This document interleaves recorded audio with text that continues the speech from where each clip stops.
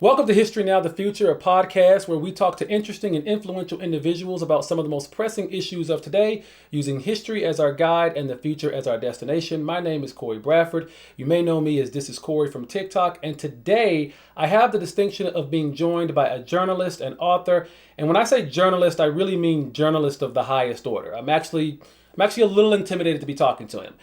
He's a graduate of Northwestern University, and he was actually the first American journalist on the ground during the 2010 Haiti earthquake. His reporting there gave us some of the earliest insights into that horrific tragedy. He is also known for his foreign policy reporting for many publications, including the New York Times, Politico, The New Republic, and The New Yorker. He is also the author of a wonderful book called Gangsters of Capitalism, Smedley Butler, the Marines, and the Making and Breaking of America's Empire. This is a really good read if you want to know a little bit more about how our military has been conducting wars of profit for quite some time now.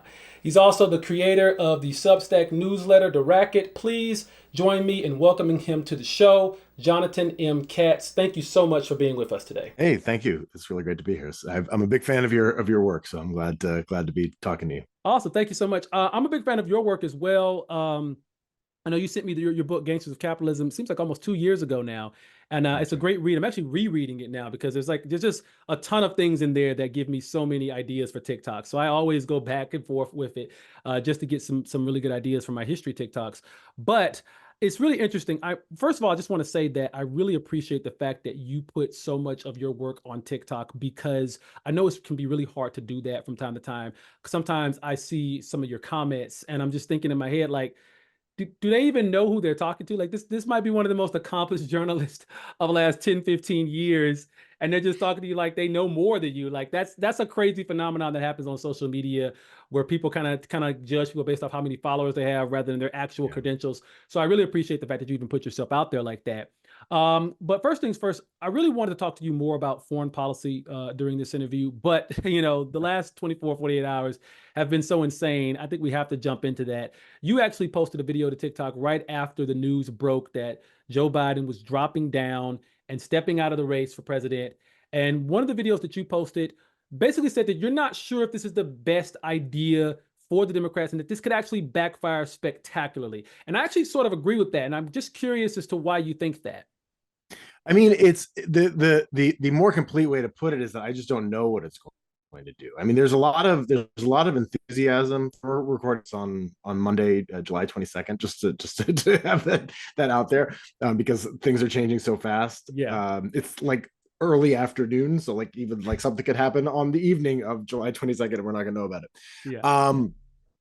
There's been a lot of enthusiasm about what appears to be a consolidation around Kamala Harris, and that is, I think, a promising development. I wrote a newsletter I can't even keep track of time anymore. Feels like a million years ago. I think it might have been a week ago. I'm not really sure.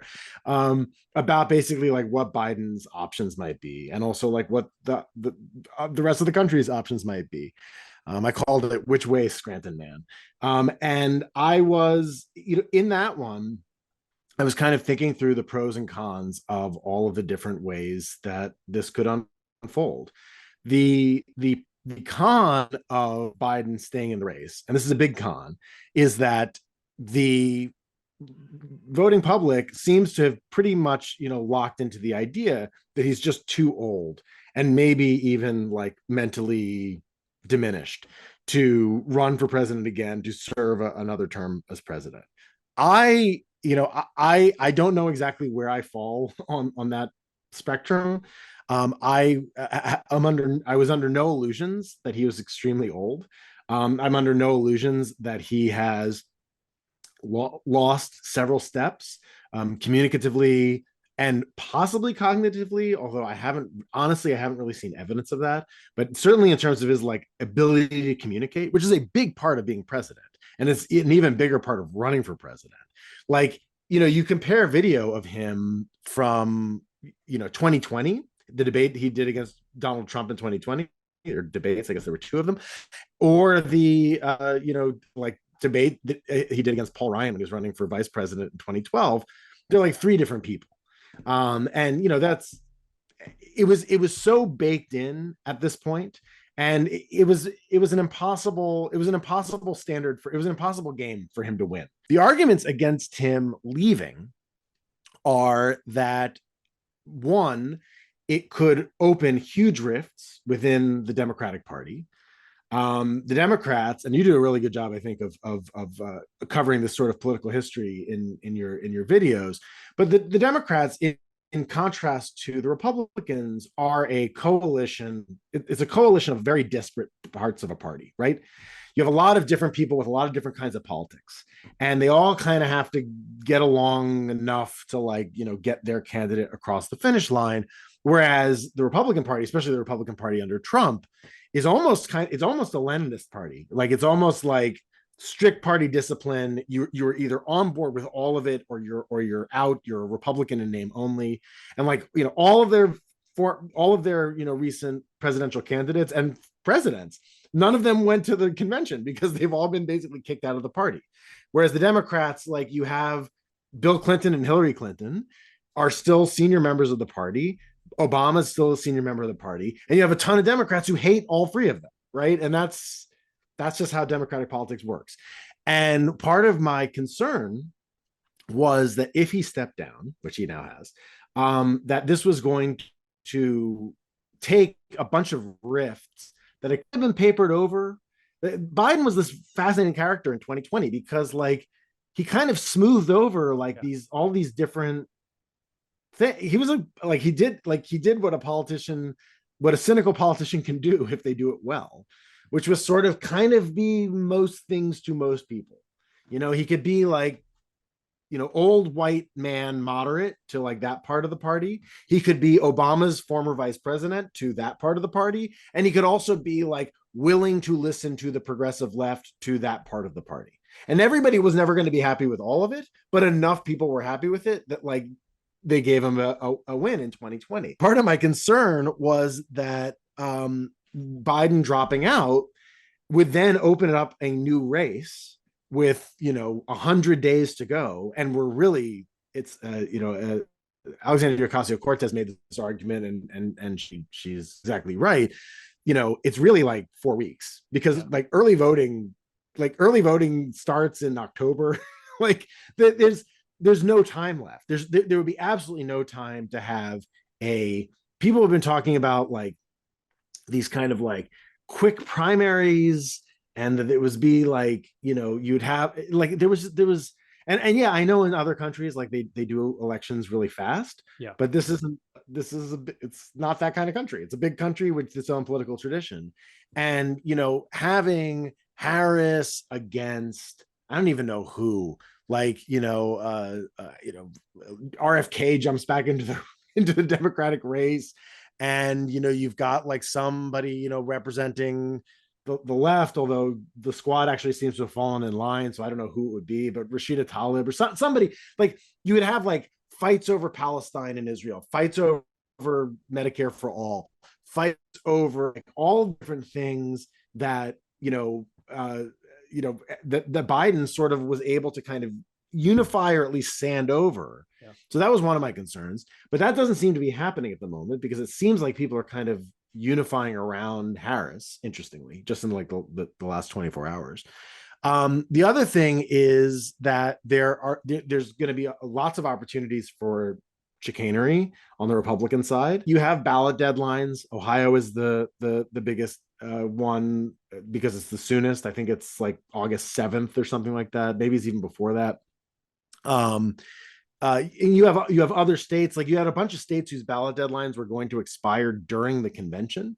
So if you had an open convention and, like, you didn't know who the candidate was until, like, the last day, right? If this was like 1924 or 1868, right? Like, or whatever, 1881, like one of those, like, big conventions where it was just, like, right up until the end, like, nobody can decide who the candidate's going to be. Like, they could miss the ballot deadline, and, like, even if the party picked a candidate, they might not be on enough states to ballots to win. And then there's other things that the Republicans are already very clearly going to try to do, like, file a lawsuit to say that she shouldn't have access to the Biden Harris fundraising money and things like this.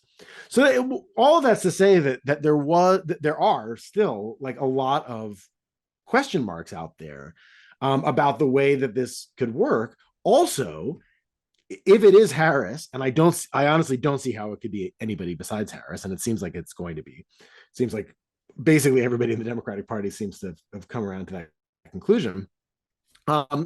She's her own intangibles. She is a woman of Black and South Asian descent. Both of her parents are immigrants. Like there's there's a bunch of oppo research that could get dropped on her in the coming weeks, and certainly will, right?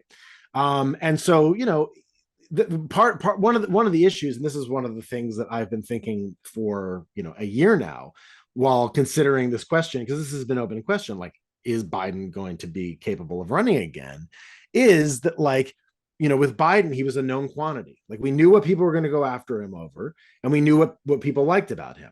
With anybody else, including Harris, like most Americans who aren't particularly politically engaged, they don't really know who she is. And so there's all kinds of things that are pluses and minuses. But at this instant, I am feeling much more confident about this decision and the situation in the race than I was 24 hours ago. Yeah, it's interesting that you said that, because I'm feeling the same way. When it first happened, I'm thinking, well, I don't know who they're going to pick. I don't know if this is a good decision. Now, as you've said, it seems like they've rallied behind Kamala Harris. It seems like that's going to be the pick. I personally also, even from just last night, I was talking about it on a TikTok live, where I was talking about, oh, it could be this person, it could be that person. Now, as I woke up this morning, it's like, I don't see how it could be anybody else. Obviously, that comes with its own set of possible issues, like you said, legal challenges that are kind of ridiculous, but of course the Republicans are going to try any and everything. But I think one question that I want to ask you about is the lasting legacy of Joe Biden here, because as you just said, Joe Biden was someone who was able to, in many ways, appeal to multiple aspects of the party and sort of smooth over all the different issues and divisions that existed there. Even though Kamala Harris was his VP, is a part of that administration, and by default a part of that legacy, I'm not really sure if she will be able to do the same thing, smooth over all of those different divisions.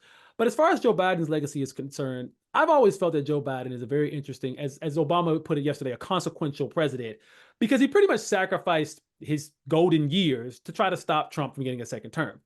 And had he stopped there, had he said maybe last year, I did my job, I'm going to, not run for this nomination to allow the Democrats to choose someone else as my successor, then we probably wouldn't be in any of this mess. But because he decided to, go the distance and drag it out this long, now we're in a situation where it pretty much has to be Harris. And I don't know if the party is 100% sure if that is the person that should be the one to lead the Democratic Party into the next generation. So with that being said, do you think Joe Biden, when this first happened, I saw people outside the White House with balloons and stuff, like everybody was celebrating this because they wanted it so bad. But now, as people are waking up the next morning, do you think that maybe some of the industry Democrats are thinking, if you had just done this 6-7 months ago, we wouldn't be in this mess? Do you think that in the long term, his legacy will be altered in a bad way by waiting this long to step down? There's a whole bunch of questions like within that question. One of them is like, is the most consequential thing that he's done in his presidency winning in 2020 and stepping down in 2024? It might be.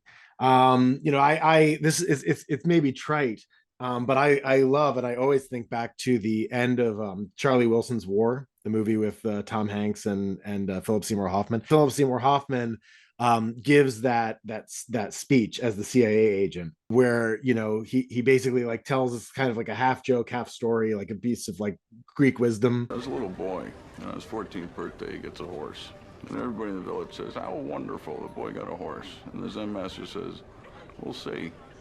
2 years later, the boy falls off the horse, breaks his leg, and everybody in the village says, "How terrible!" And the Zen master says, "We'll see." Then a war breaks out, and all the young men have to go off and fight, except the boy can't because his leg's all messed up. And everybody in the village says, "How wonderful!" And the Zen master says, "We'll see." Like, the thing about legacy, like it's like kind of a fun parlor game, but like even looking back at previous presidents, like what is any president's legacy? Like FDR, right? New Deal, oversaw the defeat of fascism, both at home and abroad. Also interned, hundreds of thousands of people of Japanese descent in concentration camps. Um, Created a democratic coalition that both moved labor rights and created some of the conditions to advance civil rights, but also entrenched Jim Crow for at least decades more than maybe another president might have. It's like, what's FDR's legacy? What's his Uncle Ted's legacy, right? Like, progressive politics, imperialism, more concentration camps in the Philippines, right? So with Joe Biden, it's like, people were asking me yesterday, is Joe Biden the best president of your lifetime? And I was like, well, possibly. Like, it's a really low bar. Like, it's basically either Jimmy Carter, who was president for like the first couple of months that I was alive, or Biden. Like, it's because who else is it going to be? It's not Ronald Reagan. It's not George W. Bush. It's probably not Barack Obama, very, very disappointingly. So, like, maybe like he did some good things. He kind of instituted a national industrial policy. He kind of weaned people off of austerity and a lot of sort of neoliberal assumptions. He also oversaw and funded a genocide in Gaza. He also ended the Afghan war. I don't know what his policy, I don't know what the end result of his policy in Ukraine is going to be. It seems like it's kind of maybe kept the peace for the moment, but also it could lead us into what it's like. I don't know. And even such a, a question as him dropping out now, like, I don't know.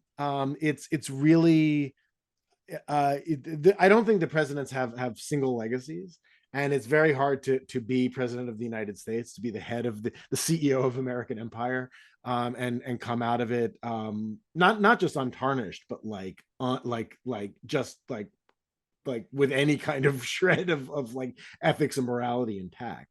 But all of that said, I took a little heat for saying this from people who, I think are especially incensed with him about his policy toward Israel and Palestine, as well as his border policy, which is not good.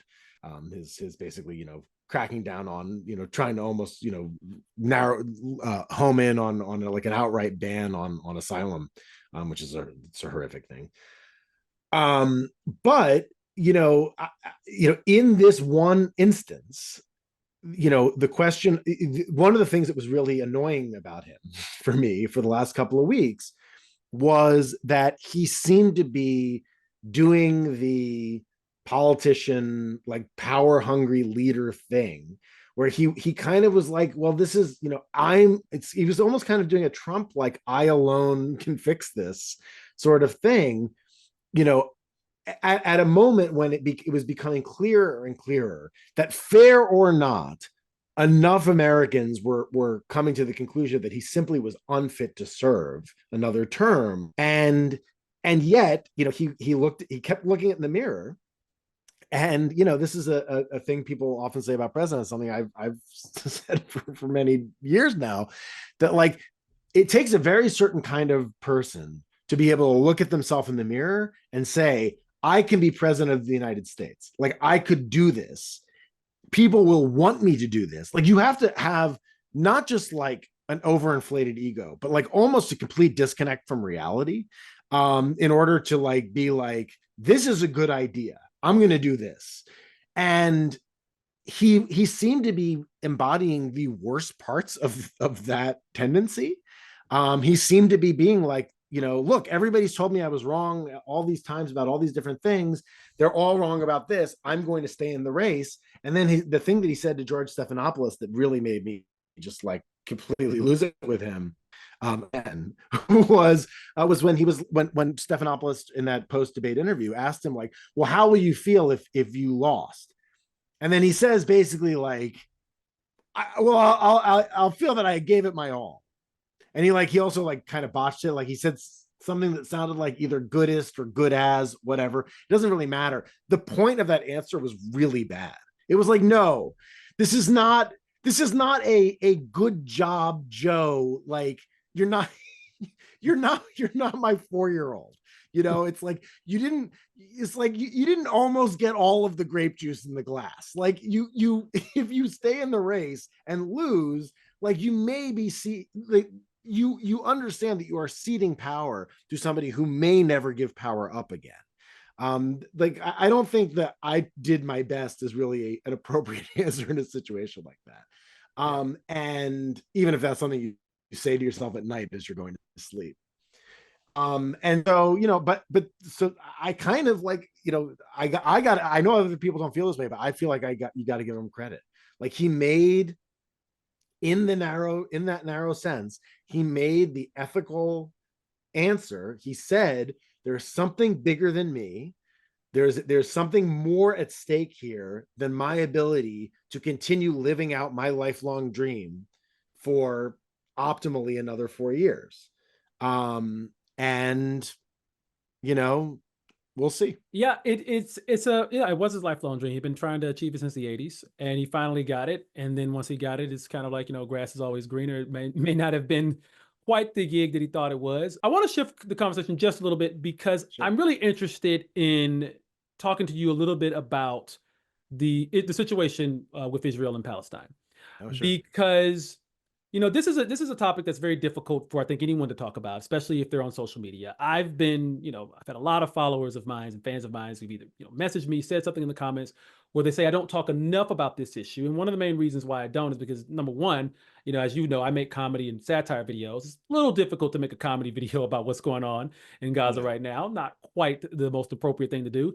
And second of all, whenever I do try to have these conversations on my live videos, the conversation always either devolves into like rampant anti-Semitism, which I don't want to be involved with any of that, or it devolves into rampant Islamophobia, which I also don't want to be involved in. So it's so difficult to have objective or even just somewhat reasonable, rational conversations about this. So for you, and I've seen a lot of your reporting on this, you seem to know more about it than most, and it has sort of slipped out of the media's, main, I guess, Mhm. focus in the last few weeks because of everything that's happening here in the United States. Um, Based off of your current knowledge, what is the situation as far as any type of talks towards a ceasefire? I know that there were talks between Hamas and Israel. It doesn't seem like they're going anywhere. What is the most current information you have on just how that situation is developing? My understanding, and again, this is Monday, July 22nd. My understanding is that talks are sort of on again, and there's some hope. But in terms of at least finding a ceasefire, and that essentially Benjamin Netanyahu is the stumbling block, as he is a lot in a lot of ways always been. But it seems like even within his war cabinet, Yoav Gallant, who's the Israeli defense minister, like it seems like he is starting to move more toward like negotiated hostage exchange, ceasefire sort of thoughts. You've got what the issue is that in Israel, and just for as way of background, so first of all, I'm Jewish, so I've been imbibing like sort of first Israeli propaganda for the first decades of my life, and then I've just continued paying very close attention to it. But I also have been to Israel several times, and I reported from Israel. I was based in Jerusalem during the Second Intifada. It was actually my first gig with the Associated Press when I was a young reporter, and so there is like talk about coalition politics. Israel is a very interesting Herrenvolk democracy. Within the people who have any kind of purchase in the Israeli system, right, which are for the most part Jews. There are some exceptions to this, but the exceptions are often very overstated. Arabs in Israel are definitely second-class citizens, and I can go into more detail about that, or we can just sort of like let that comment float in the air for now. There are like the Druze with a D are like an important like part of the Israeli military apparatus, and you've got other different people, but it's effectively like it's a Jewish state, and Jews have more power than everybody else. And so it's really mainly within the Jewish community. You have a couple of non-Jewish Arab members of the Knesset, of the Israeli parliament, but they're effectively always sidelined, and especially on anything that has to do with national security. They can talk, but like they have no power at all. So within that Jewish Herrenvolk polity, you've got a bunch of different political persuasions and a lot of different political goals, and a lot of different people who have a lot of different ideas about like the ideal formation of the Israeli state. And a lot of it is like you have within sort of Green Line Israel. Okay, so within the 1949 armistice borders. So basically not the West Bank and Gaza, but everything else between the Jordan River and the Mediterranean Sea. You have a lot of people who see Israel's ideal form as being a secular state and a democracy. And this requires a lot of myth making on their parts, but also like even being involved in like the American political system also requires like a lot of myth making, or at least just ways of sort of like telling yourself, well, it's okay, we haven't always lived up to our ideals, but our ideals are great. It's like that sort of thing, right? And for people who are in that position, they don't want to see like Gaza just conquered and annexed and ethnically cleansed. Like to put it at a sort of most basic level. And then you have other people who like do want to see Gaza ethnically cleansed. They want to see the Gush Katif. They want to see the not just the Israeli settlements of the Gush Katif like reopened in Gaza, which were basically removed in 2005 as part of Ariel Sharon's disengagement plan. But to basically just like take over the whole thing, or to take over as much as they can get away with, and do everything from build like military corridors to like luxury apartments, as Donald Trump's son-in-law Jared Kushner talked about on a podcast a couple months ago. And all of the like like in somewhat in the same way, very different, but in somewhat the same way that like Joe Biden papered over things. One issue has papered over a lot of those divisions within Israeli society over the last 10 months, which is the hostages. And it was sort of like everybody like who was like waving the Israeli flag, regardless of sort of how they felt about, should this be a secular state, should it be a religious state, should it be a state that is strong within its 1948-ish borders, or should it be an expansionist state that like takes over Gaza and the West Bank and maybe even more at some other point, right? And like all of those people, they all hate each other. Like they really, really hate each other. Like one of those people assassinated another one of those people in Yitzhak Rabin in 1995, right? So but they could all sort of come together over the issue of the whatever, I forget the number, is 150, 200 people who were abducted on October 7th. What is happening now is that, and just in the last 24 hours, 2 more of them have tragically been reported by the Israeli government to have died months ago, which they certainly, I'm sure, knew months ago but didn't tell anybody about. And it is like there's been huge pressure on Netanyahu to make some kind of deal to hashtag bring them home. And people have been losing their patience. The hostage families lost their patience a long time ago, and they've wanted a negotiated settlement forever. And more of the Israeli public is also coming around to that position. However, you also have other people for whom like getting the hostages home was never the goal. Itamar Ben-Gvir and Bezalel Smotrich, who are like the two like very far right religious Zionist fascists, like they're basically like Jewish supremacist members of not the war cabinet but Netanyahu's larger cabinet. They basically from the beginning have been like, we don't care actually about the hostages. The hostages are like a pretext, and they're barely a pretext. We don't even need a pretext. We are justified in doing anything that we want to do, and we're just going to do it anyway. So that is kind of where Israeli society finds itself right now. And it is they are also at an inflection point. I actually did. I know I'm going on, but I'll try to land this plane really fast. I did a newsletter. I think it was like early in 2023. It was a month before October 7th, and I did a newsletter because the new Israeli government had formed, and it included these two guys in particular, Ben Gvir and Smotrich, and this representation of like the hard right, like Jewish power. That's what it's called. What's my Yehudit? Jewish power, block. And what I did was I wrote a newsletter where I was basically like, if you want to see the future of the Republican Party, if you want to see the future of like hard right politics in America, like look at Israel. And a lot of countries all over the world, Hungary looks at Israel, a lot of countries all over the world look at Israel as sort of their model of an ethno-state that they want to follow.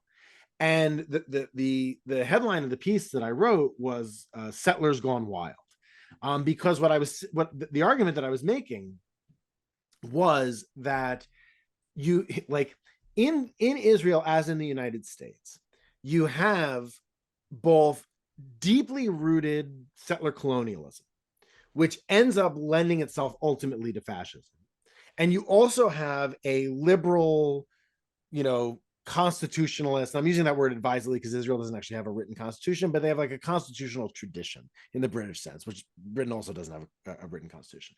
So they like a liberal kind of constitutionalist tradition. And those two things are often at odds with one another. Sometimes they feed on one another.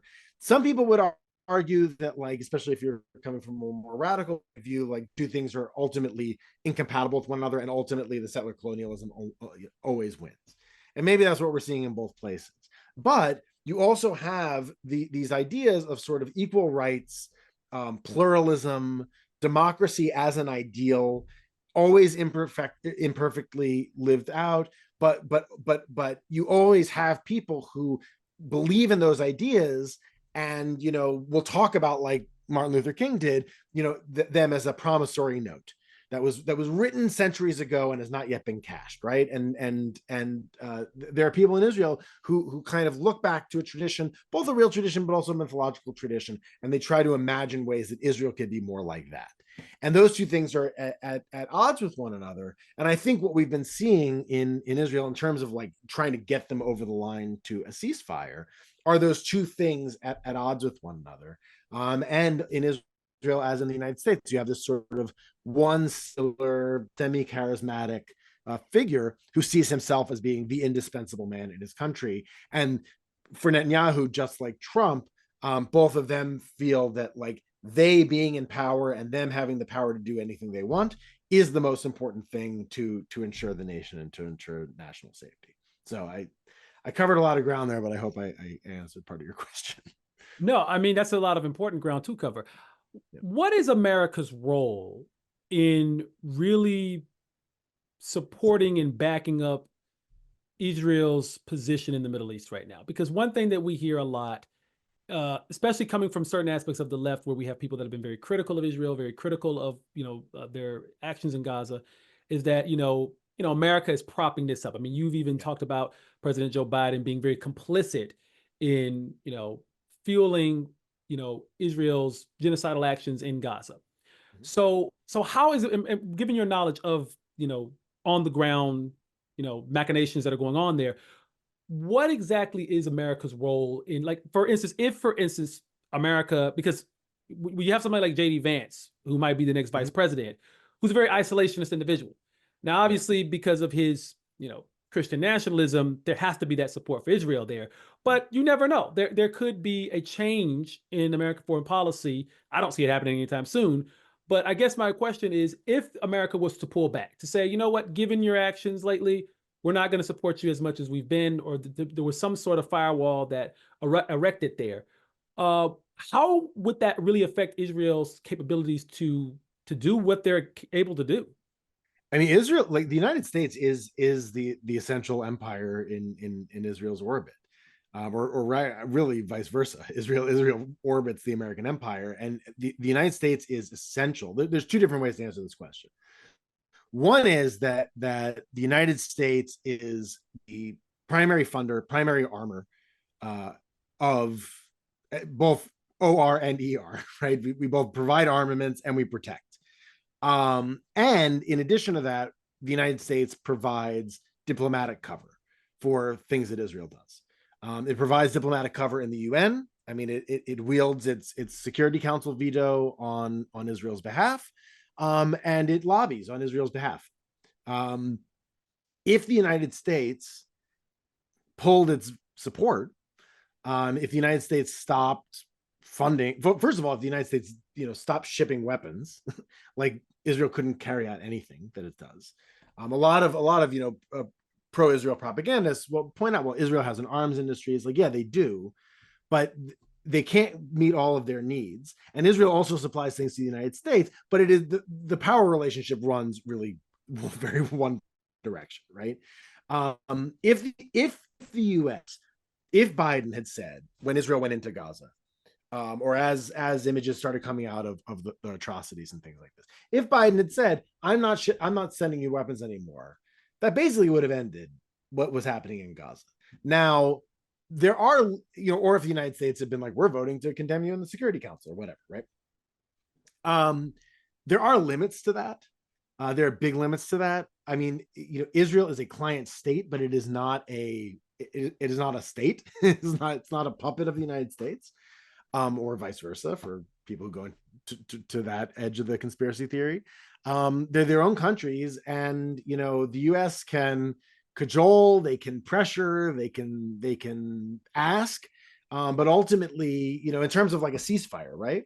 I mean, Biden has. I very much believe that Biden very belatedly and under extreme pressure, and the uncommitted votes in Michigan and other states had a ton with this, and the ceasefire resolutions in local municipalities had a lot to do with this, and pressure brought within the Democratic Party. But finally, Biden came around, a couple months ago to like, there needs to be a ceasefire.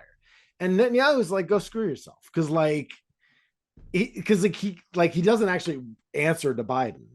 Now, Biden could have pulled the leash, right? Biden could have withheld more weapons. And the little bit of withholding that the U.S. did, there was squealing from Jerusalem about it. But he didn't go all the way with it. The other thing that I was going to say is in terms of like is Israel's history, without getting too far deep into it, like Israel has always existed as at the pleasure of and using the support of, and in some ways as a cat's paw of, empires.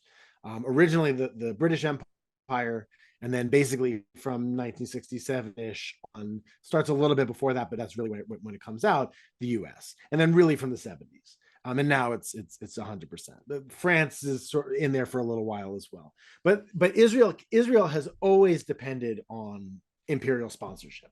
And there's a Zionist myth that Israel just sort of did this on its own, and they're a decolonial state, and they did this at the to spite the empires, and no, not at all.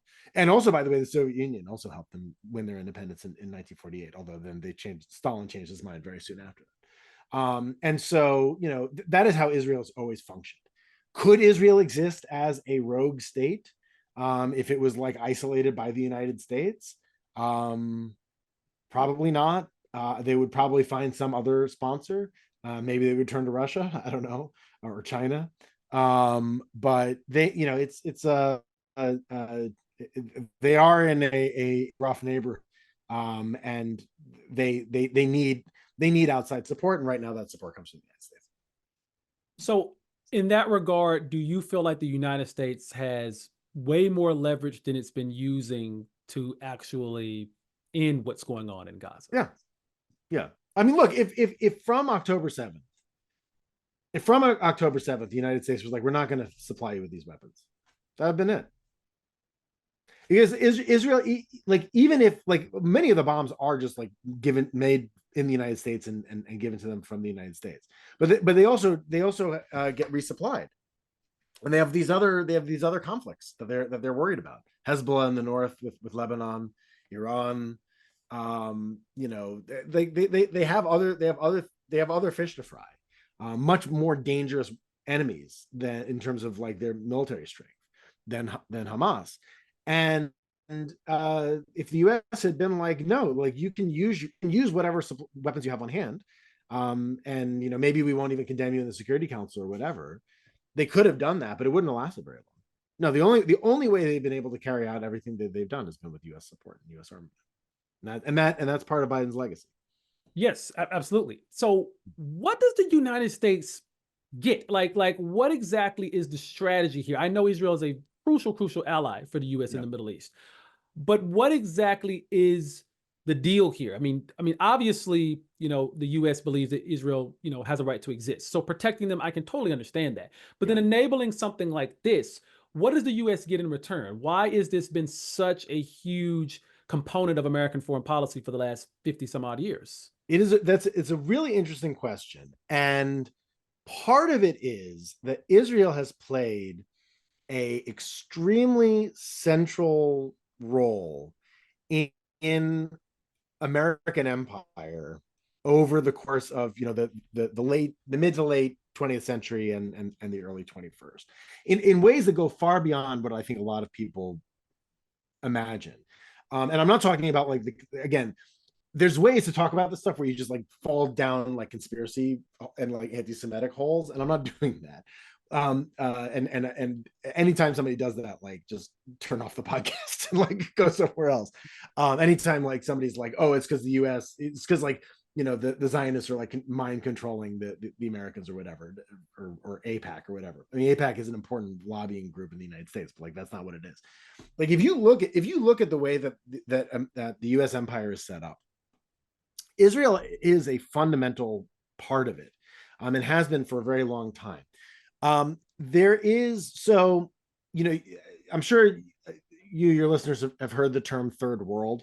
So that refers to a actual political movement that arose in the mid 50s and early 1960s, in response to the Cold War. And it was basically a group of, non-aligned nations saying, we don't want to be part of the US sphere, we don't want to be part of the Soviet sphere, we're going to be a third world. We're not going to be the first world, we're not going to be the second world, we're going to be our own world. And that was based basically in Indonesia played a huge role in it, as well as Egypt, as well as anyway, a whole bunch of other countries did as well.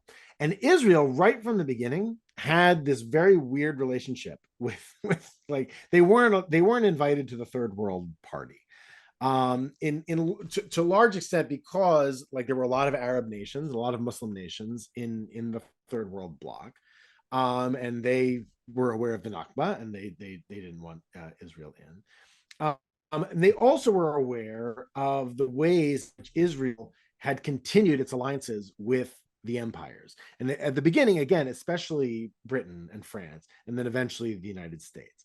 And Israel kind of emerges as it's not alone in this, but it's part of a small handful of states. Israel, Taiwan, South Korea, South Africa is like part of this club for a little while. And then various like South American countries controlled by dictators that the United States had installed, like some of them, or Guatemala, or Nicaragua under Somoza, things like this, right? They kind of become this alternate US centric third world, almost a fourth world, but actually part of the first world, right? And Israel plays this fundamental role in this setup. And they, this is all of history is contingent. It's all based on you've all these got these different players with their own different motivations. They're all just trying to like work their way through these systems for their own particular ends and their own particular benefits. And Israel sort of recognizes that it could play this role, and they really, maximize this to the hilt. And Israel in particular becomes like one of the weapons redistributors par excellence for the United States during the Cold War. So, like, big example, the Iran-Contra affair, right? Yep. Everybody, I don't know if everybody's heard, but like the very brief version is that, so, Iran, and this is actually the Islamic Republic, has now come to power. But the United States is sort of like playing this kind of friend foe thing with them, because they're sort of using them in the war against Iraq. But they're also enemies, and this is after the embassy crisis, and like, but they're sort of like playing, this game with that. And the United States also is trying to fund the counter-revolution against the Sandinistas in Nicaragua. So I mentioned Somoza in Nicaragua. Somoza is the dictator of Nicaragua. He's overthrown. This, basically Marxist Leninist group comes to power, and the US and the CIA basically try to prop up people who are fighting against them, adherents to the former regime, fascists, things like this, right? And so the US sells arms to Iran to use in their war against Iraq, and then uses the proceeds to fund the Contras. And they do this this is the Reagan administration. I think you did a video about this somewhere, but they do this in order to get around a congressional prohibition, right? Because Congress, which is controlled by the Democrats at the time, says you can't fund the Contras anymore. They're doing too many horrific human rights abuses. And so the Reagan administration is like, well, we'll fund them secretly. We will sell weapons to Iran, we'll use the proceeds, and we'll funnel those to the Contras, right? Who then also end up engaging in drug trafficking to the United States, right? So the key player in that thing that never gets the credit or the headlines is Israel. Israel is the cutout that sells the weapons to Iran. That's one example. There's many others in the Cold War era wars in Africa, right? When the United States was supporting Rhodesia and South Africa, but like the right-wing forces in Mozambique, like Israel is distributing weapons because the United States can't be seen doing it itself. And that's just one example, but it's a very telling one. Israel becomes this sort of like this hub of American power. And after 9/11, during the war on terror, there is huge cooperation between Israel and the United States. They're sort of engaged in this shared, like George W. Bush pretends that it isn't an anti-Muslim project, but like the Israelis are much more upfront that it is. They share intelligence, they share weaponry, and a lot of police start training in Israel, and this is a big thing that you see now. And this has been a big thing since October 7th. Like, a lot of people have become more aware of this, but this has been going on for many, many, many years. You just have all of these very, very close and very deep ties that make Israel kind of an inextricable part of the operations of the United States in the world.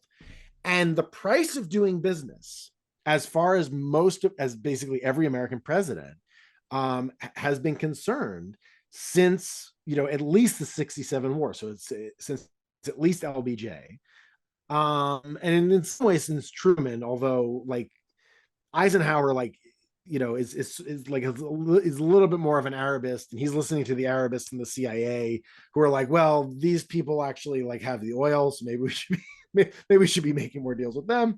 But really, for the last several decades, certainly for my lifetime, maybe with the exception of Carter, but not even that,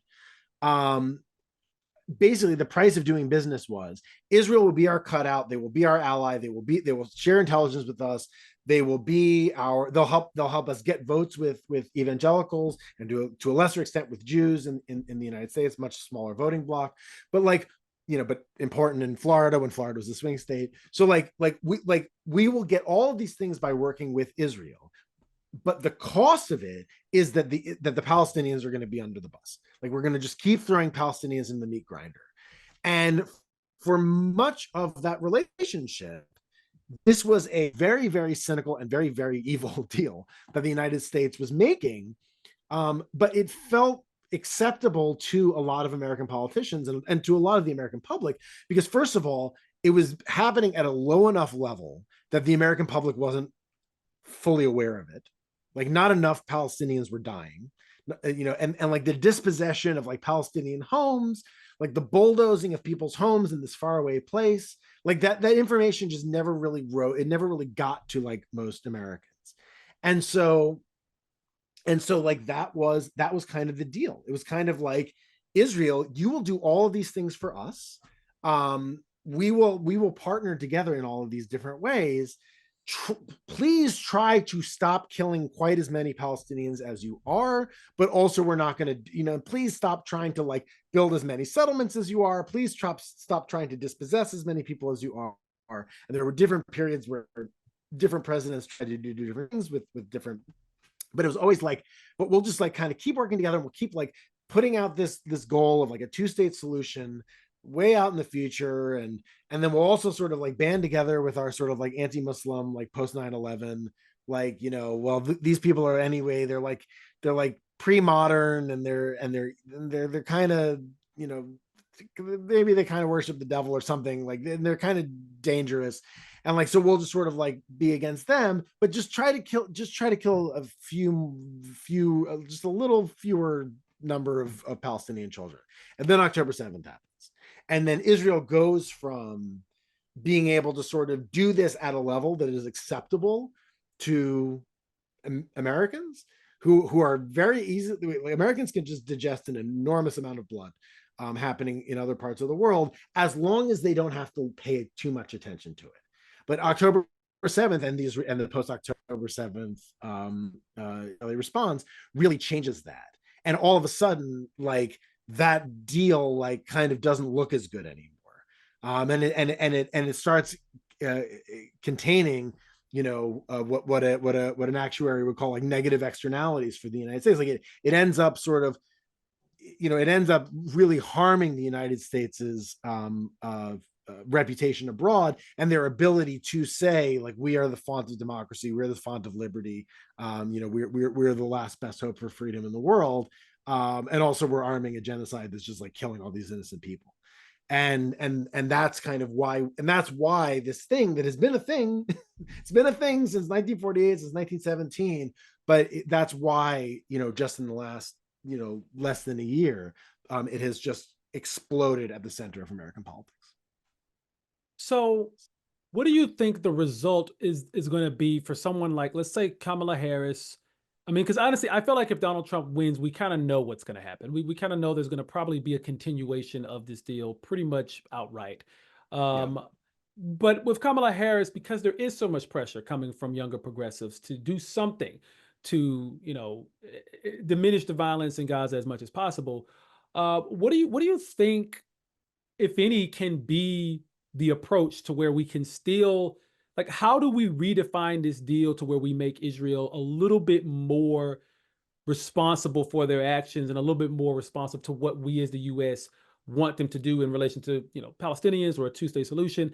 What can we possibly do to actually create a better version of that deal? Or is that deal just locked in a place to where it just cannot evolve into anything that's going to be beneficial for the Palestinians? Well, there's two different issues here, because one is the situation on the ground in Israel and Palestine. Like one is the thing that is sort of known almost euphemistic, the final settlement, which is that phrase has kind of taken on a much darker tint in the last couple of months.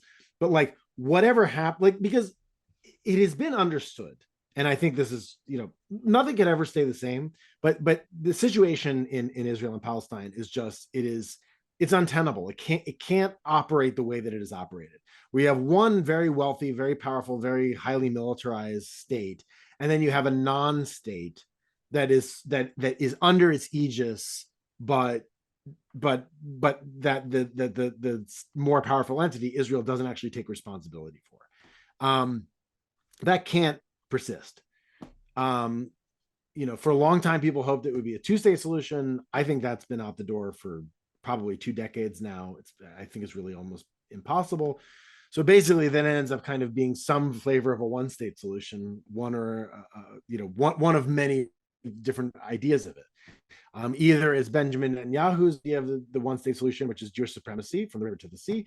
The other is the Hamas view, which would be like essentially like Muslim with maybe like some Palestinian cutouts, but like Muslim theocracy, Islamic theocracy, from the river to the sea. And then there's also, more egalitarian and progressive visions of, some sort of a binational state, or a state, for all its people, which is it feels like a pipe dream, but also, like, compared to the alternatives, it isn't hard to see which of those three I prefer, and which of those three I think would be the best for the majority of the people in them.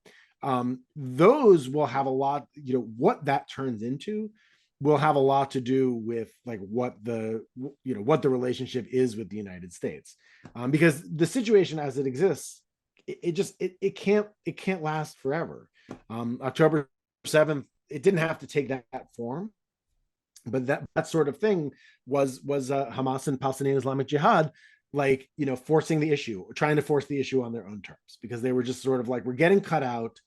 They were looking at both Trump's Abraham Accords and Biden's proposed and maybe still forthcoming deal with Saudi Arabia, talking about, like, just horrific human rights abusers and theocracies, and dictatorships that the United States allies with. They were basically seeing that they were seeing the outlines of what was going to happen was going to be, you were going to have, once you had, full diplomatic and military cooperation between Israel, Saudi Arabia, the Gulf states. They already have it with Jordan. They already have it with Egypt. Then basically there's nothing stopping Netanyahu from just annexing the West Bank outright, and as it probably would have been before, just sort of leaving Gaza as kind of like a fenced-in concentration camp, in which people suffered, for as long as that situation could persist. And October 7th was really a way of forcing that. And I'm not saying, I'm not defending or justifying the horrific atrocities on October 7th. This is not what I'm saying. What I'm saying is that any kind of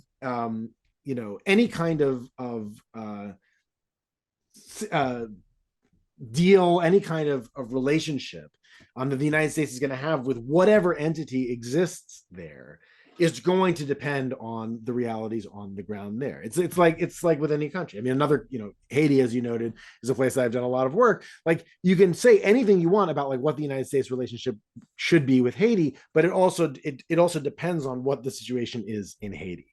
It's not that it's a two-way street. It's not.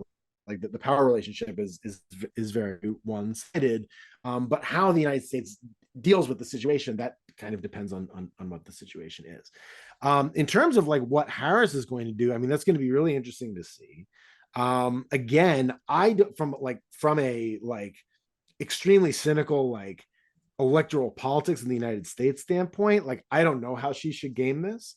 I would love to see, from a moral and ethical standpoint, for her to, like, stand up on stage and be like, free Palestine, and, like, end the genocide. But, like, there are a not inconsiderable number of Democratic voters who that will turn off. And I'm already seeing sort of, like, the outlines of a narrative about Kamala Harris based, I think, entirely on her, like, skin color and gender, which are like, she's a leftist. Because, like, of course, she's a woman of color, she must be a leftist, unless she like puts on a MAGA hat. It's like, no, actually, she's really not. But, like, that is the perception, and the more she leans into that, the more that perception will be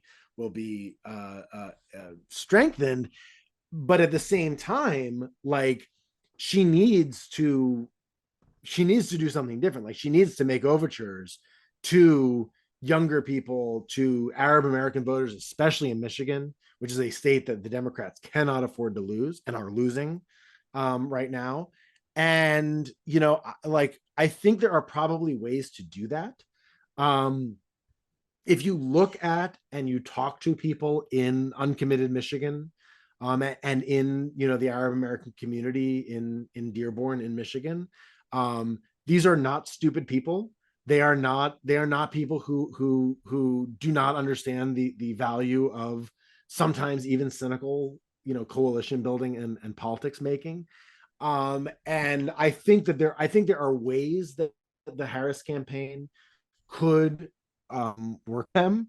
That would be acceptable to, it wouldn't be acceptable to everybody, but there's a lot of people who just like, they're just never going to vote for, a lot of them probably would have never voted for the Democrat anyway. And then they're certainly not going to vote for them now, but there are people I think that they could bring over. And then like, you know, in the medium term, as you know, the situation figures itself out in Israel and Palestine, I mean, like, I think, you know, Joe Biden and Kamala Harris and like all these people, especially in the Democratic coalition, they always make a big deal about like this phrase, like the rules-based international order. It's like, we'll do that. Like, just treat Israel as if it's a normal country. This is one of the things that drives me crazy, is that people who are defenders of Israel are always like, oh, there's all these double standards, and you let other countries get away with it. No, it's actually the opposite. The double standard is that the United States allows Israel to get away with things that they wouldn't let any other ally get away with. You know, so like, allow Benjamin Netanyahu to get tried in the ICC, right? Understand that like an Israeli prime minister getting tried in the ICC isn't going to, it's not going to like cause the collapse of the state of Israel. Like, Ehud Olmert, another former prime minister, went to prison. Netanyahu should go to prison. He's facing corruption charges, like which he's very clearly guilty of. Like, he and his sons should go to prison. Like, allow for that kind of accountability. You know, uphold the Leahy law. Like, don't deliver weapons to a country that violates, you know, international human rights law. Just treat them as you would treat, you know, like, if like, you know, if I'm trying to think of another, because it wouldn't be France, but like, you know, if another, like, you know, US ally with a similar, you know, power level, Costa Rica, right? Like, if Costa Rica like starts like, you know, like committing, you know, mass massacres against its indigenous population again, or something along those lines, like, I can't imagine the United States would be like, here's more weapons, go for it. Like, no, like, treat them as you would treat other countries, and then you know, with the understanding that nothing's going to get sorted out until the actual question gets sorted out. Well, Jonathan, I really want to thank you for joining me. You gave us some incredible insight about all these very complex situations going on in the world. And I really, like I said, I really enjoy your work. I really enjoy your writings, but I also really enjoy the work that you bring to social media to make us all aware of these things. You guys can catch Jonathan M. Katz. He has a Substack. Tell us a little bit more about that Substack you have, The Racket. It is, I have to correct you, it is not on Substack anymore. Okay. It is hosted on Beehive.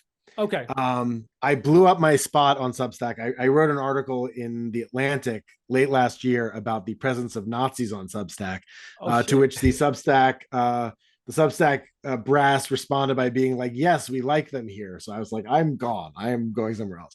So I'm on Beehive now. But it doesn't even matter. You won't even know what platform you're on. If you just go to theracket.news, make sure you type in the before racket. And I've got my all my socials are Katz on Earth, including TikTok, where you can watch me. I don't dance yet, but no, I did lip sync a little bit of Paid in Full, the Eric B. Rakim joint the other day. So I'm moving into my lip sync era. And my books are Gangsters of Capitalism and The Big Truck That Went By. The second one was about the Haiti earthquake in 2010. Awesome. Well, thank you so much for Jonathan for being on the podcast. I really appreciate it. Thank you. Really appreciate it.